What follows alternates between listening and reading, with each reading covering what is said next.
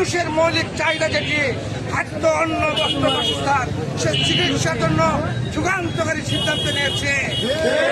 জানেন তো, আমাদের একটি রিং করার জন্য হাড়ের 1.5 লক্ষ, 2 লক্ষ, 3 লক্ষ টাকা দিত।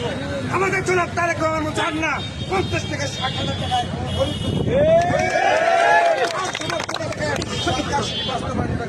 কৃষি বলতাম দেশ, কৃষির উন্নয়ন দেশের উন্নয়ন।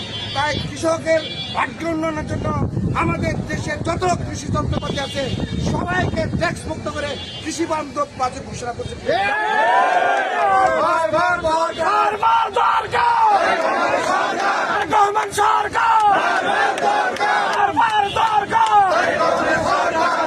আমাদের দেশে আলবদর আল শামস রাজাকার একটি সংগঠন আছে, তারা এই বাজেটের পর দিন মিছিল করেছে, এটি নাকি একটি ভুয়া বাজেট। ওনার মনে হয় খুশি হতেন যদি সিগারেটের দাম কমাতেন, যদি মদের দাম কমাতেন, ওনারা খুশি হতেন। দেখেন, আমাদের সরকার মুখে যেটা বলে সেটাই কাজ করে।